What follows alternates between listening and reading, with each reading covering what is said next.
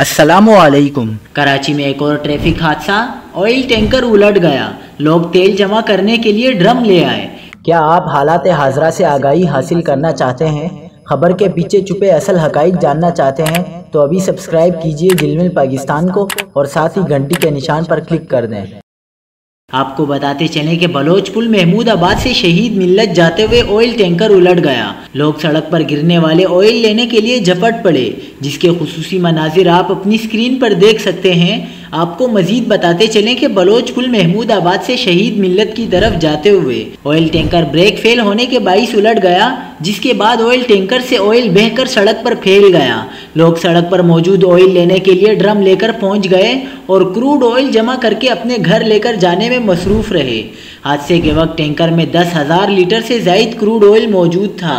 Bloch colony पुल पर tanker उलटने से पुलिस वैन को भी नुकसान पहुंचा।